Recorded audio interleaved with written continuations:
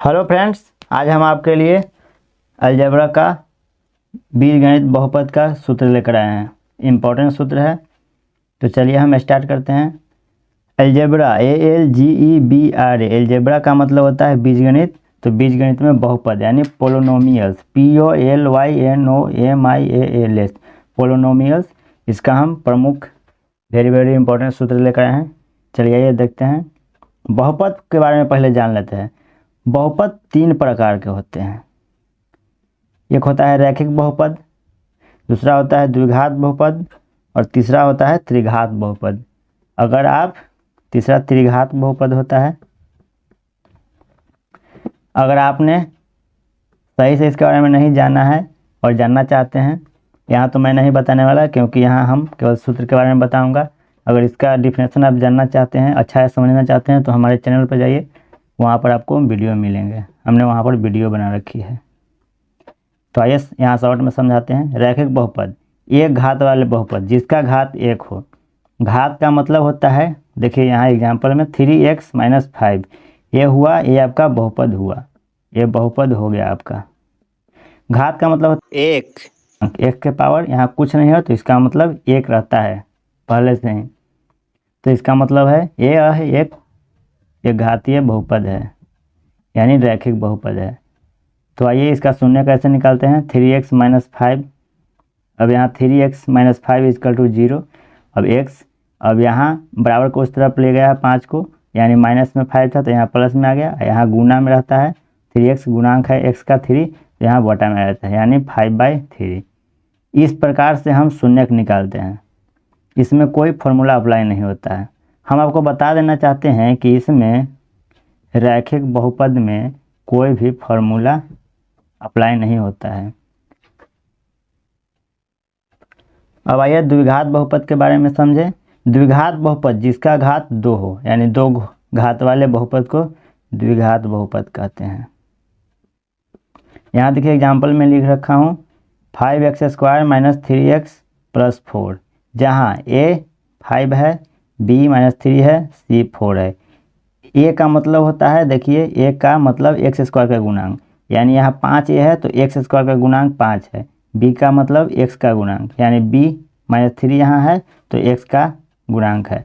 c एक अचर पद, यहाँ c अचर पद होता है।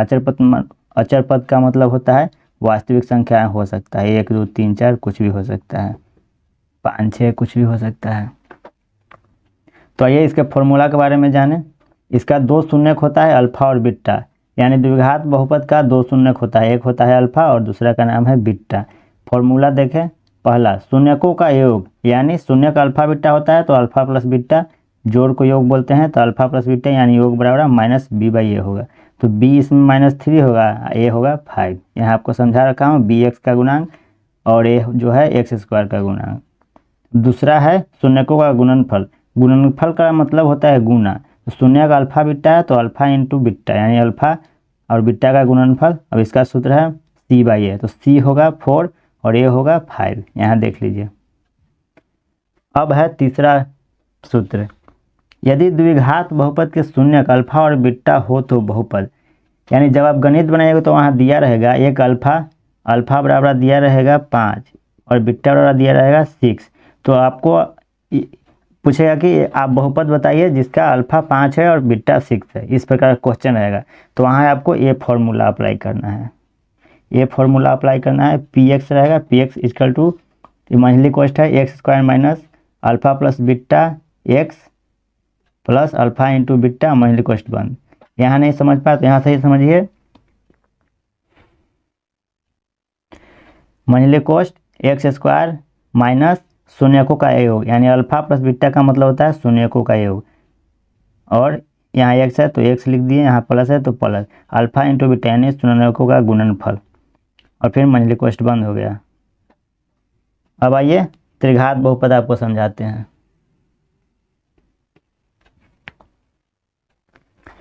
त्रिघात बहुपद जिनका घात 3 हो, जैसे में है 6x³ - 2x² प्लस 8x - 5, ये आपका है जो, ये आपका त्रिघात बहुपद है, इसे हम त्रिघात बहुपद कहते हैं। त्रिघात बहुपद।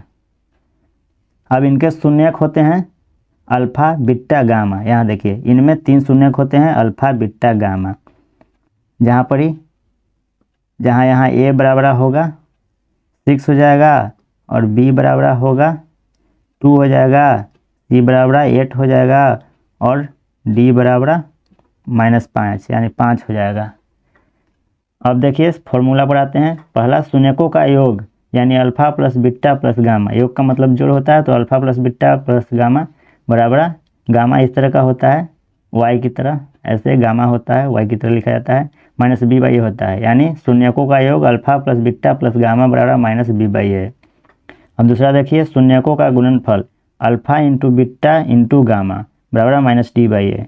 डी ए है 5, आपको यहाँ समझाया हूँ, और ए है x³ का गुणांक, तो ये d हो जाएगा -5 और ये हो जाएगा 6। अब देखिए तीसरा दो शून्यकों के गुणनफल का योग।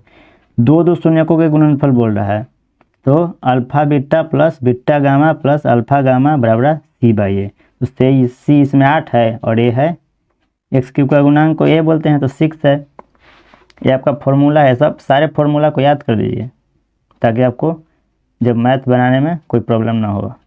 चौथा देखिए यदि त्रिघात बहुपद के शून्यक अल्फा बीटा गामा ज्ञात हो तो सूत्र है। यानी त्रिघात बहुपद में आपको पूछ देगा माने गणित में कि आपके पास अल्फा बीटा गामा का वैल्यू दे देगा, यानी अल्फा बराबर 4 दे देगा, बीटा बराबर 2 दे देगा, गामा बराबर 8 या 5 कुछ भी दे देगा, बोलेगा कि आप बहुपद निकालिए, बहुपद आप निकालिए। तो बहुपद निकालने के लिए ये सूत्र आपको अप्लाई करना पड़ेगा। px = मल्टी कॉस्ट है x³ minus into alpha plus beta plus gamma x² plus alpha into beta plus beta into gamma plus gamma into alpha, और x है माइनस अल्फा बीटा गामा। ये आपका फॉर्मूला है। अब चलिए अब आइए फ्रेंड्स हम आपको द्विघात समीकरण समझाते हैं। द्विघात समीकरण का मीनिंग होता है QUADRATIC quadratic equation, EQUATION equation. तो आइए द्विघात समीकरण के बारे में देखते हैं। जिस समीकरण के घात 2 हो, यानी जिस समीकरण का घात 2 हो उसे द्विघात समीकरण कहते हैं, और बहुपद में भी जिस बहुपद का घात 2 हो उसे द्विघात बहुपद कहते हैं।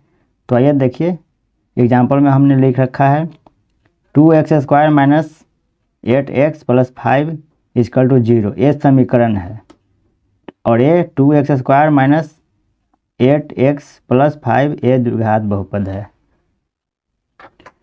तो फ्रेंड्स आप बोलेंगे कि दोनों सेम लग रहा है, ए वाला और ए वाला सेम लग रहा है, तो इसे आप बता रहे हो कि समीकरण है और इसे आप बता रहे हो कि द्विघात बहुपद है और ये द्विघात समीकरण है। तो इसमें डिफरेंट हम आपको अभी समझाते हैं। यहाँ देखिए समीकरण का व्यापक रूप होता है ax² + bx + c = 0। ये जो है ये समीकरण का व्यापक रूप है द्विघात समीकरण का।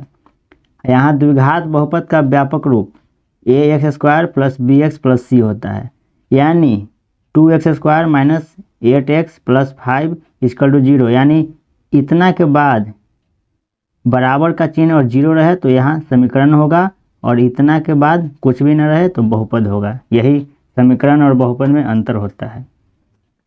तो आशा है आप समझ गए होंगे। तो आइए अब हम फॉर्मूला पर चलते हैं। अब देखिए द्विघात समीकरण के 2 मूल होते हैं। बहुपद के भी 2 मूल होते थे और यहाँ द्विघात समीकरण के भी 2 मूल होते हैं। पहला का नाम है अल्फा और दूसरा का नाम है बीटा। फॉर्मूला देखिए अल्फा बराबर -b + √b² - 4ac/2 है।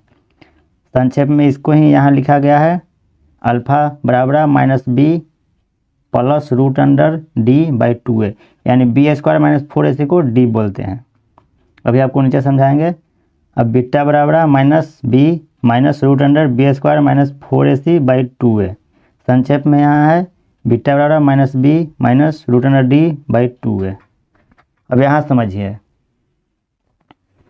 d = b² - 4ac होता है। यहाँ जो d था ना तो डी का मतलब ये होता है, देखिए यहाँ इसके जगह पर डी लिखा गया है, इसके जगह पर डी लिखा गया है, यानी डी बराबर बी स्क्वायर माइनस 4ac होता है, जहाँ डी विविक्तर है, डी को विविक्तर कहते हैं। हे फ्रेंड्स, हमने आपको सारे फॉर्मूले समझा दिए, सारे जो सूत्र थे आपको बता दिए, समझा दिया द्विघात समीकरण का। फिर भी आप गणित में जो आपका क्वेश्चन आते हैं द्विघात समीकरण का बुक में, वो आप नहीं बना पाएंगे। उसको बनाने के लिए, सॉल्व करने के लिए आपको ये जो टेबल है पूरा टेबल समझना पड़ेगा। हम एग्जांपल देके आपको समझाएंगे। तो चलिए आइए समझते हैं, तब आप जाकर गणित बना पाएंगे। सही से समझिएगा, वरना कुछ नहीं हो सकता। चलिए आइए देखते हैं। ax square plus bx plus c बराबर 0 का विवेचक या विविक्तर, यानी इस जो खाने में लिखा है वो विवेचक या विविक्तर लिखा है। ax square plus bx plus c equal to 0 के मूलों की प्रकृति, यानी इस जो खाने में लिखा है वो ये द्विघात समीकरण के मूलों की प्रकृति लिखी है, और इस जो खाने में लिखा है वो मूलों के मान लिखे हैं, यानी मूलों का मान अल्फा बीटा। आइए समझाते हैं। यहाँ बी स्क्वायर माइनस 4ac बड़ा होगा 0 से, यानी ये जो है यहाँ देखिए ऐसे इधर का मुंह खुला है तो बड़ा है, इधर का मुंह खुला है तो छोटा है, इसे हम लेस देन कहते हैं, इसे हम ग्रेटर देन कहते हैं। तो जब बी स्क्वायर माइनस 4ac बड़ा होगा 0 से तो वास्तविक और असमान होगा मान। इसके लिए सूत्र अप्लाई होगा minus B plus minus root under B square minus 4ac by 2a, यानी एक बार प्लस में यही सूत्र होगा और एक बार माइनस में होगा, क्योंकि दो यहाँ मूल होते हैं द्विघात समीकरण में, तो दो सूत्र अप्लाई होते हैं। अब यहाँ देखिए बी स्क्वायर माइनस 4ac बराबर 0, यानी जो डी, इसका मतलब डी होता है, आपको ऊपर समझ आया है, यानी बी स्क्वायर माइनस 4ac 0 के बराबर होंगे तो वास्तविक और बराबर होंगे मूलों की प्रकृति, और इसके लिए मूलों के मान होंगे माइनस बी बाई 2a और माइनस बी बाई 2a, दोनों सेम होता है। अब यहाँ देखिए बी स्क्वायर माइनस 4ac छोटा होगा 0 से तो होगा मूलों की प्रकृति होगी वास्तविक नहीं, और मूलों का मान वास्तविक मान नहीं, कुछ मान नहीं होता है, यानी छोटा हो जाएगा डी से। जब छोटा हो जाएगा 0, यानी 0 से डी छोटा हो जाएगा तो यहाँ पर कुछ नहीं हो सकता, नहीं बनेगा वो गणित।